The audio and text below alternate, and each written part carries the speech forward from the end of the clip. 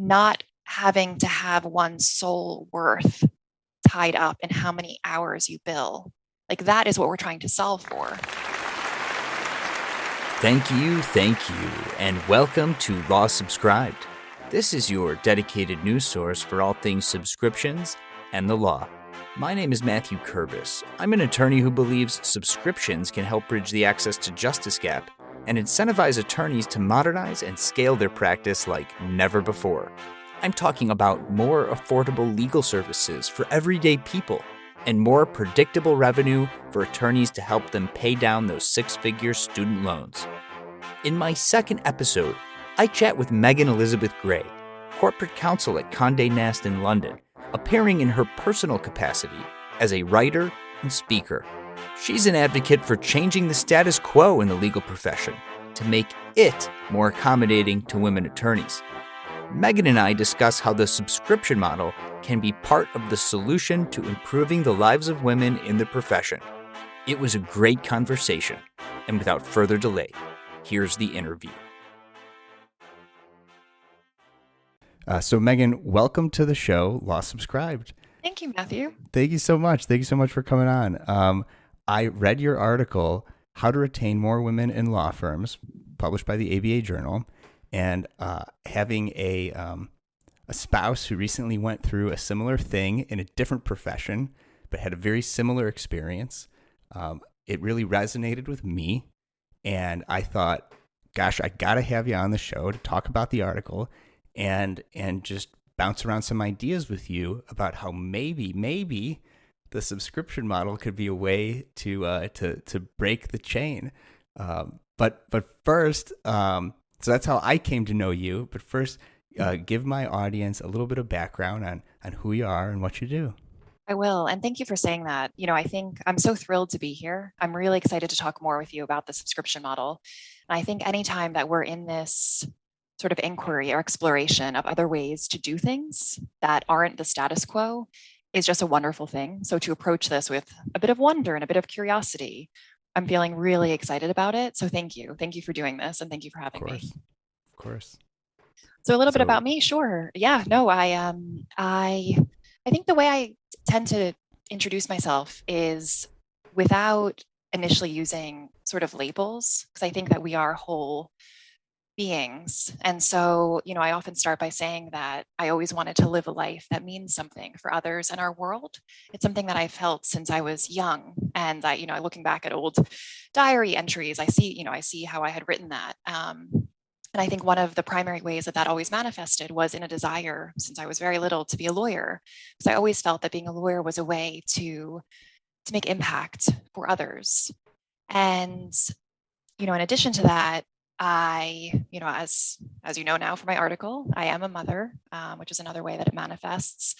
And I also have started writing. And so I published my first book on the last day of my maternity leave with my daughter, Lily, as a way to share insights and wisdom that I had really gathered over the course of my maternity leave and wanted to share with her and all daughters. And I'm donating all the proceeds of that book to women's charities. So it's another way of furthering what I feel is my purpose in life, which is advocating for women and doing my part, whatever I can, to contribute to advancing gender equality and pushing for further, rights and opportunities for women.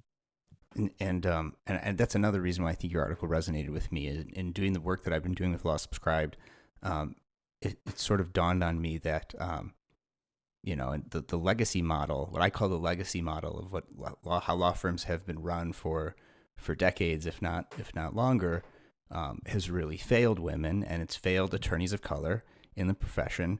And you look at ABA data on the profession, and you see this, right? Law schools are now admitting, I think it's like up to on average 10,000 more women a year than men. Yep. Into law school, but you look at the 2021 data on the ABA's examination of the profession. I think it's only 20% of law firm leadership are women, and even less attorneys of color. That's right? right. Even That's though right. law schools for years have been pushing to get more diversity and more women, into law school, but there's something that's Blocking. broken, Yes. right? Yes, it is. It is. I think actually that my most recent study showed something like that we actually have made no progress or even regressed over the most recent years, which of course is, incredibly alarming. And I think, is part of why we're speaking today. Yeah, and law schools don't get everything right, but they've been getting that part right. They've been doing a better job with admissions, and then the actual profession isn't doing much to change it, and that's kind of because we've always done something one way. We like to keep doing it that way. For the people in power, it works real well. Right. Uh, but there needs to be a way to empower, the people, the attorneys in the profession that legacy model doesn't serve. And I'm reminded of a chapter from Malcolm Gladwell's book Outliers about lawyers. I don't know if you've read that book. Tell me. Tell me. So I think the chapter is something on like the importance of being Jewish, and he talks about the story of a Jewish lawyer who came up in like not a great area, and this was a long time ago. This is before like Jewish lawyer was like a thing, and he had to work really hard to get into law school. He went to law school. He tried to apply to all these jobs at these big firms, these big prestigious firms, but they didn't want him because he didn't fit in. Because of his minority status. And this was common of many attorneys, minority attorneys at the time. A lot of Jews started to go to law school at that time. And then they had to go and they had to start their own practices because these other big law firms wouldn't take them. But what were those practice areas that they went into? Well, they ended up being some of the most important practice areas in the future decades. And then those firms that they had to start because the other firms wouldn't take them, they grew and they became really successful in those areas. You never know, what's going to happen, but if you keep putting your nose to the ground and you keep trying as hard as you can, working as hard as you can, you never know what's going to happen. And while it's been a really long time for women and attorneys of color, but trying to do it in the old way isn't working. So I see the subscription model as one of those things that for attorneys, and especially working mom attorneys, that are juggling more than, and you can look at the numbers, and I've helped out a lot as a father, especially in the pandemic, being a new dad and a stay-at-home, working from home, dad. But there's no question that there's a limited amount of things that even a father can do for a child when a child needs their mother. So as good intentioned as I was, sometimes the baby just wants the mom or needs the mom and can only nurse from the mom, and so women are doing so much more. And the subscription model, I think, could potentially empower the individual attorney, especially women attorneys of color with the legacy model has failed, and allow them to maybe launch their own practice or do their own thing and create annual recurring revenue and bring the power back. And maybe these firms stay small, maybe these firms grow, but I think we're at the cusp of a revolution in the change of the way law is practiced with this billable model. And you're going to see women and attorneys of color take off with it, and the other firms, they may be left behind, or they may just keep serving the same clients that could actually afford attorneys before, while these other attorneys can now go and service more clients. So it might disrupt the legacy model, it might not, but I think we're going to find a lot of success for attorneys that this model has failed. There's a few things I would say. I think the first thing is, I think for a long time there has been an emphasis on like almost how can we fix women? Like how can we fix women to ensure that they stay at firms, rather than how can we fix the law firms? And so I think any emphasis or ideas that we have about actually how we change law firms is a positive thing, because, I think women, like we're already empowered. We already know what we want. As you read, that was the focus of my ABA Journal article. Women know what we need and what we want, what will enable us to show up as the people we are in our organizations. And so I don't think it's a question of like, how do we fix women? Like, how do we get women to, learn how to multitask better? Like, we already know these things. What we actually need to change are the law firms. And so, so yes, I think any other ideas, because I think like what some of the response had been to my idea, or as you read in my article, when I had proposed a sort of a different working model than one that had been done previously, which was, so my specific proposal, as you remember from the article, was to work set hours. And so, I was told no one in corporate transactional law had ever done that before at the firm. It was impossible, just no way. And so I think like we've got to try it. We've got to try it. We've got to keep developing these ideas. And it shouldn't, I think it shouldn't just be individuals like myself who have to propose them to the firm, but actually the firms to get curious and take interest and invest in figuring out what are some other models that we could implement. So yeah, I feel optimistic and excited about your idea of law subscription model. I think that it is, it definitely has benefits from both aspects of both the individuals themselves and from clients who would be able to use the subscription model. And I guess just looking at the individual lawyers, I think not having to have one's sole worth tied up in how many hours you bill, like that is what we're trying to solve for. And so like you say, when you're particularly a new parent or a parent, and I think, as we know in society a lot, disproportionately, whether fair or not fair, falls on women. That is why so many senior women leave law firms, because your entire worth is wrapped up in how many hours that you can spend.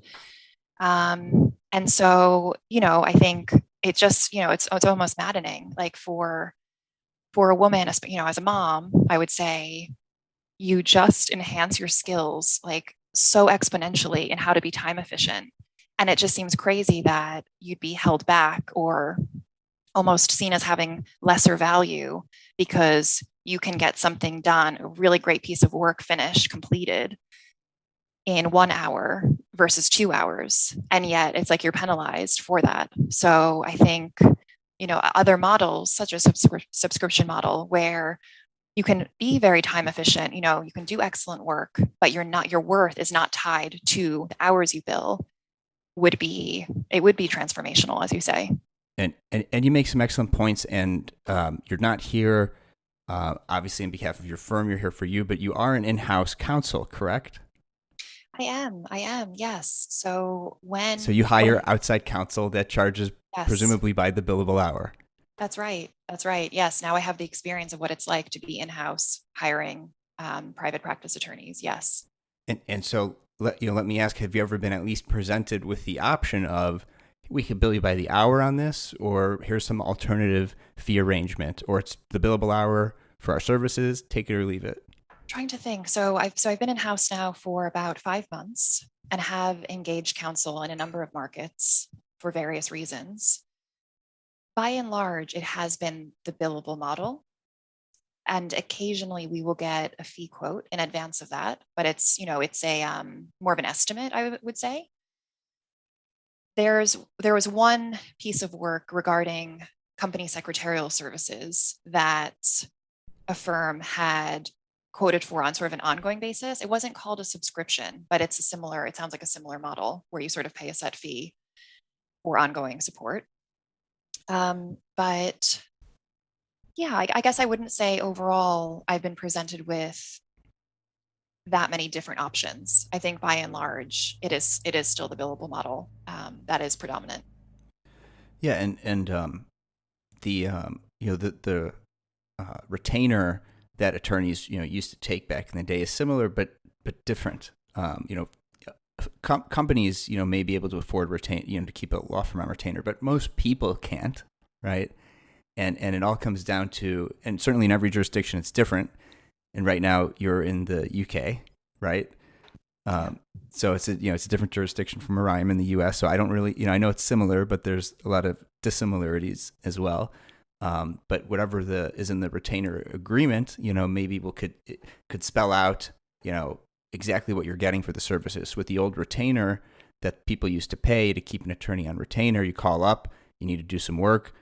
You work for a couple of hours and you take the 2 hours out of the retainer. So that's a little different than the subscription model, which is you pay for the X amount a month and you get in return X amount of services, whether you use them or you don't. It could be unbundled services, depending on the jurisdiction that an attorney is in. It could be unbundled. That might be the way that they do it. There are a lot of ethical questions, and there is an episode with an attorney that's what she tries to answer ethical questions about the subscription model. So for the listeners, go and find that episode. But I'm curious about your perspective on if you were presented with the option to bill an alternative arrangement such as the subscription model. It sounds like there's kind of something there, but for more legal services, as in-house counsel, is that something that you would be interested in and genuinely consider? And the reason I ask is some of the pushback that we've been getting with this movement is from attorneys is, oh, well, the clients like the billable hour. They pay, so they must like it. So my question to you is, as a perspective, not representative of all in-house counsel out there, but just from your own opinion, does it interest you? I think that's quite funny, because I feel like that's almost like mixing up like cause and effect. Like, okay, clients pay. Well, I guess they might not have a choice. They've needed legal services, so they've hired you and you build them by the hour. So what can they do? I think I can see definitely where a subscription model would work for sure. And I think there are also some other perhaps more set piece type work that wouldn't lend itself as easily to subscription model, because we wouldn't actually need services over a series of months, but actually it's a set piece project. But for other work that we do have over time, over a series of months, I can definitely see where that could definitely work. And I think in some ways, I guess two of the largest benefits I guess I can see is, one, exact precise visibility of what the fees would be. We know that we would be charged every month a certain fee. And then also feeling like, I could ask the questions that I had to a lawyer without having to really consider, do we definitely need to ask this question, because we will be billed, by the hour. So I think it would also just take a bit of I think it would just give us a little bit of an ease. Like, we know we have this ongoing support, and we're paying for it every month already. So I think it would be, in terms of visibility and also a mindset. Yeah, and that's a really good insight that you have for somebody who's relatively newer to thinking about the subscription model, because that is I think one of the greatest benefits to the lawyer as well, and that is that you as the lawyer are developing a better relationship with your client, who's not afraid to call you.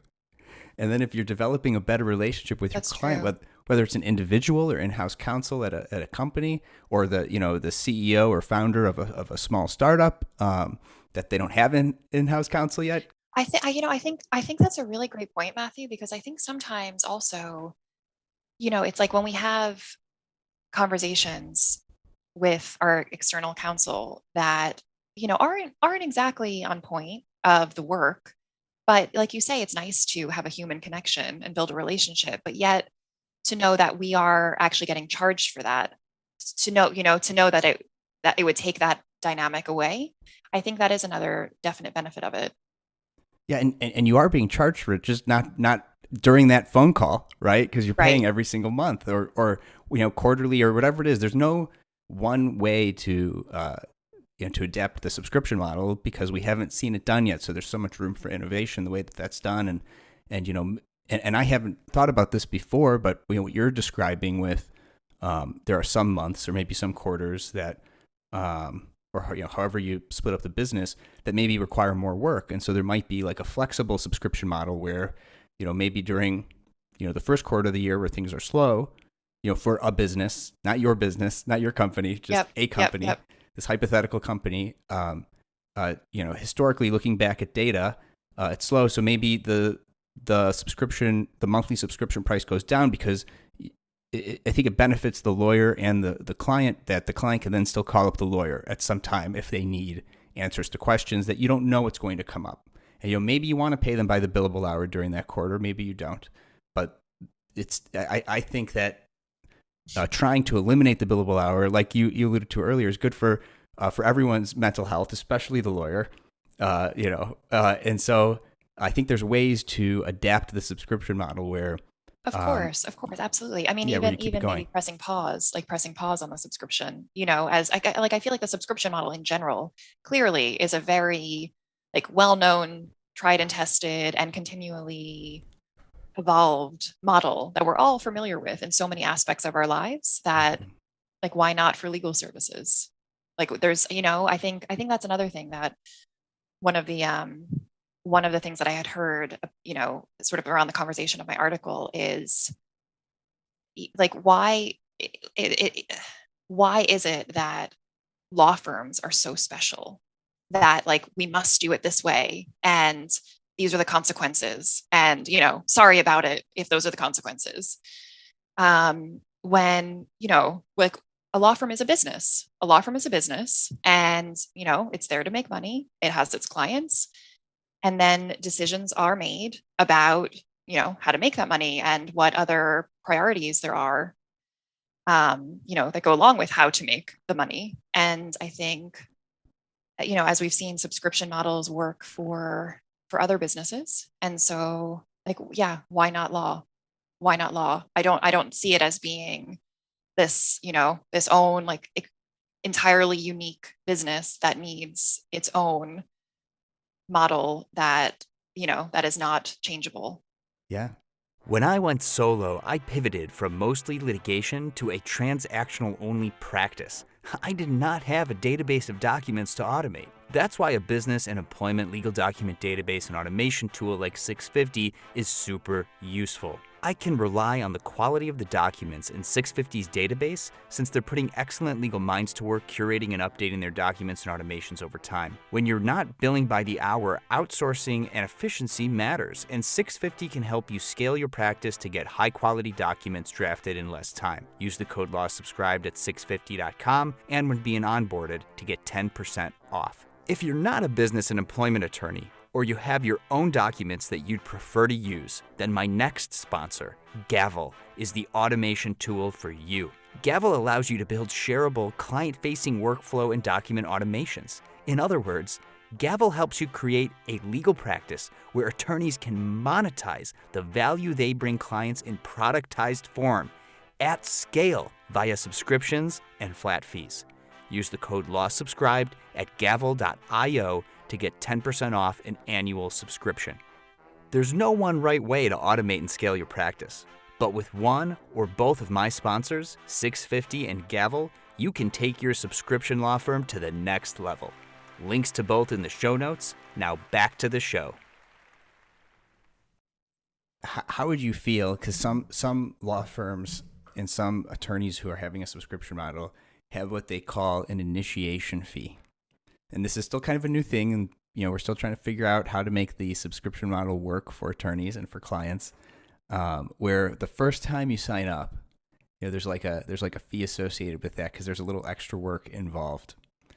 I have my own opinions on the initiation fee, but hearing that if an attorney said, "Okay, here's a subscription model, but when you sign up, by the way, you have to pay X amount flat fee before we get started to go," is that something that you, depending on the amount, you'd be okay with, or is that something that you see as maybe what we're talking about more antithetical to the subscription model? What are your thoughts on that?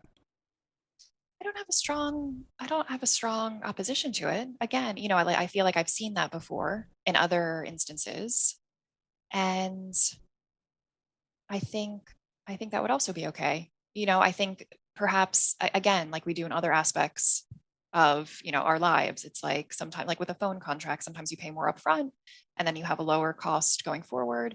I think it would be a great thing to build in flexibility. So perhaps to have a few subscription models, a few different kinds, and then an ability to talk to clients to say, but look, we're flexible. you let us know, like, does this work for you? You know, what about paying, you know, X amount upfront for then a lower fee going forward? I think flexibility and openness with clients and listening to also from the client's perspective, what would work would be, yeah, I think that would definitely be welcome. And another aspect of adapting the subscription model is, if you're at a billable hour firm, that's something that you could tack on. But I also see it as something that, in attorneys, we have to follow our code of ethics, and we have to, provide legal services ethically, however we sell them, subscription model or otherwise. But if you are like a stay-at-home spouse who has a law degree and you stop practicing to be at home with the kid, or you're, retired and you need a little extra income, I see this as kind of a way that you can maybe provide legal services to the community and supplement your income, whatever it is. And I also wonder if, even government attorneys or in-house counsel, if this is something that they could, I wonder what the ethics are of a side hustle to provide legal services that don't conflict with your job as whatever kind of attorney you are. Do you have any thoughts on that? Yeah, I suppose so. I think it's specific in terms of whether, in someone's employment contract, if they were, able to undertake that type of work outside of their main employment. So I think it would be case specific, but possibly. Because for me, I have always looked through the lens of the access to justice issue with the subscription model as well. And that's sort of where things are coming together with me. All the work I've done in the American Bar Association has been in one way or another somehow related to that. And so I see this as an access to justice solution, not the solution, but a part of the solution is there's so many people that can't afford attorneys. And with the subscription model, you can lower costs, but increase your, the clients you could take on. And if done so intelligently and smartly, you can provide access to these people in ways that maybe they couldn't even call a lawyer before. So I'm curious on your take on what that could look like and how, is that something that you see, given your, experience and your intellect, is that something that you could see the subscription model being used for, or is that sort of like so de minimis legal services maybe that you question it's what it could accomplish? No, I can see that as well. As you were speaking, I guess I was thinking of it, maybe another way of doing it would be almost like through a collective. So even if it's not individuals contracting directly with a lawyer offering our subscription model of services, but perhaps a collective that is contracting with a lawyer offering subscription model services, that individuals then have to go, if it's like a legal fund, for example, then they would go speak to, they could sign up for a collective and then get legal services as they needed. But yeah, I can certainly see how that could broaden out this access to justice point that you say. And yeah, and I think so reduce costs and then provide greater access for sure. One of the guests I had on reached a similar conclusion, and he went on this tangent on how maybe it could even be like a government program that attorneys can sign up for in their local area. Where I don't quite know how we do this, if it would just be more taxes and then but it's like a very certain amount. So like what is the number, like what's the lowest number that somebody would pay an attorney, and if that's $20 a month, does everyone pay an extra $20 in taxes, and then that goes into a fund that is like this access to justice fund where people can sign up with an attorney, even if it just means you could call the attorney once a month to answer some basic legal questions that you have. So that's sort of taking the collective idea. Sounds almost more like a private company thing, which is what I had always thought about. But then I was presented for the first time in one of these interviews with the idea of, well, what if it's a government program? Do you have any thoughts on that? Yeah, it feels a bit farther away from, I guess, the type of legal work that I've done.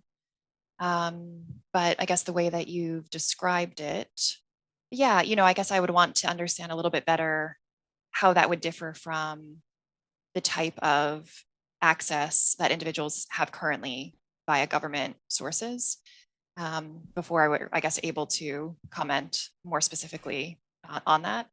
But I think as just like a general point, it sounds, I think any attempt to ensure that individuals have access to legal services has to be a good thing, because I think, we see that in society, it's the individuals who cannot afford, primarily cannot afford legal services, I think that are is the most unfortunate, that are the worst off. And I think as a society, it is our obligation and duty to ensure that anyone who needs access to legal services is able to get them. Yeah, and there's pro bono legal services, but I feel like there's a way to adapt the subscription model so it's low bono legal services. It's much more affordable, and I don't know that pro bono will ever go away, but somehow lowering the bar to access, I think, is really important.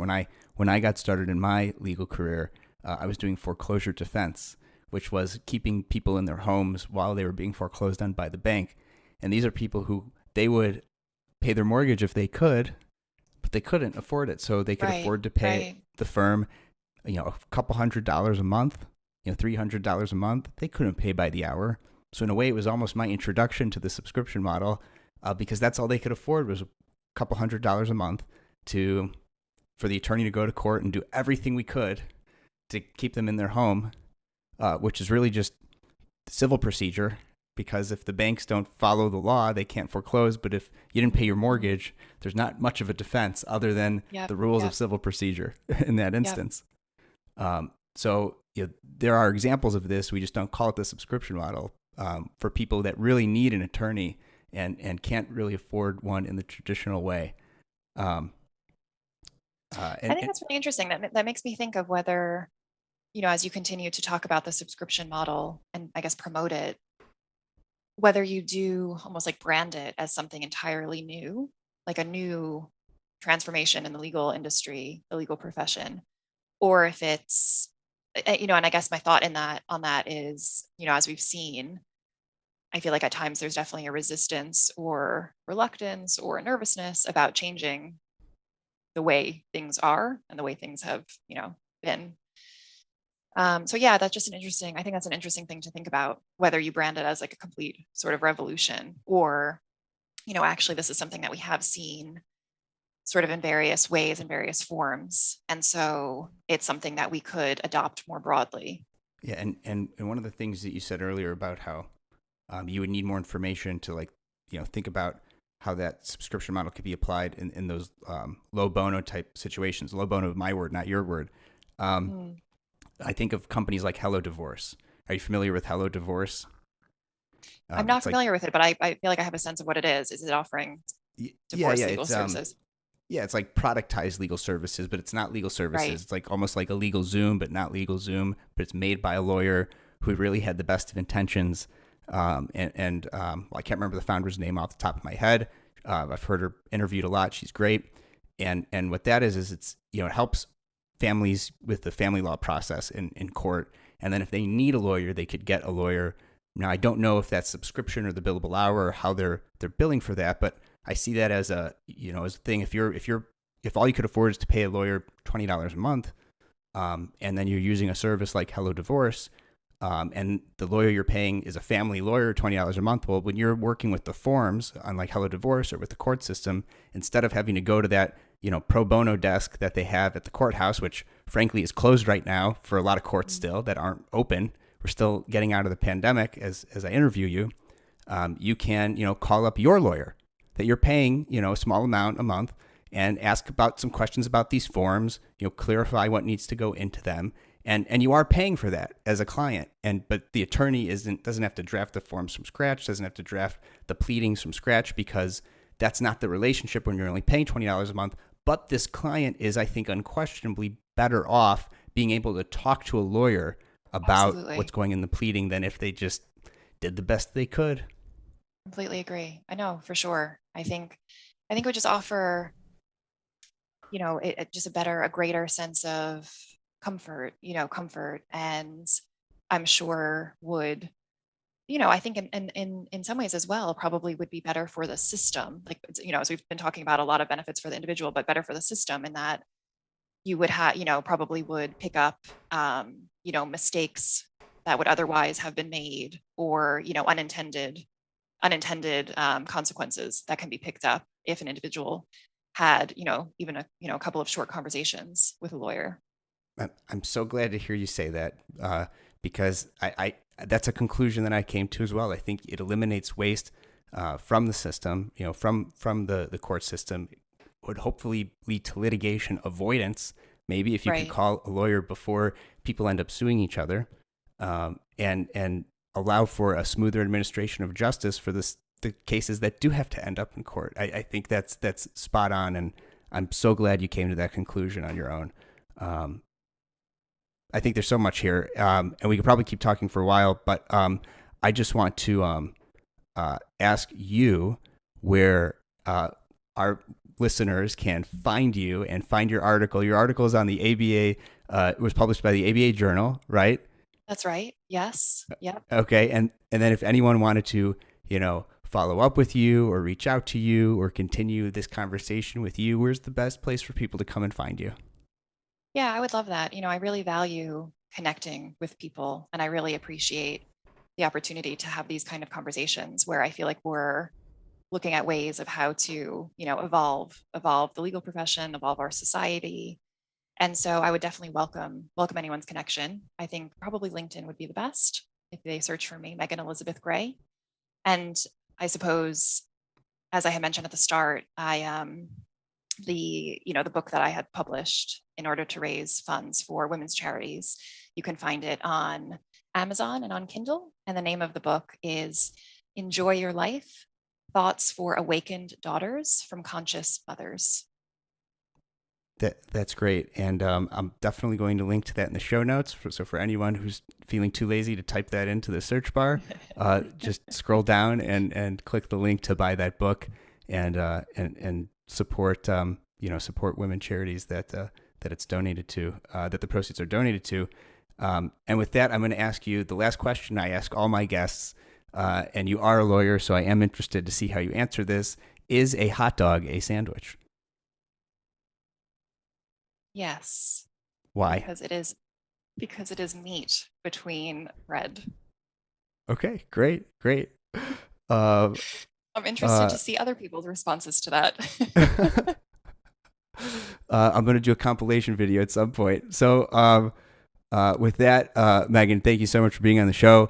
I hope there's a point in the future where we're able to sit down again and talk and see about how the subscription model has changed the profession for the better, especially for women in the profession. So again, thank you so much. All links in the show notes to get in touch with you and to buy your book. Thanks so much. Thank you, Matthew. Really appreciate it. Thank you for what you're doing. Thanks. Thanks again to 650 and Gavel for sponsoring this show. The best way for others to discover this show is for you to share it with someone you think would find value from it. Follow me on LinkedIn, since that's where I'm most active on social media, and click the bell towards the top right of my profile to get notified about all of my posts about this podcast and everything else I think is valuable for you to see. To get in touch, message me on LinkedIn or email Kurbis@lawsubscribed.com. All links are in the show notes. Until next time, this is Matthew Kurbis with Law Subscribed.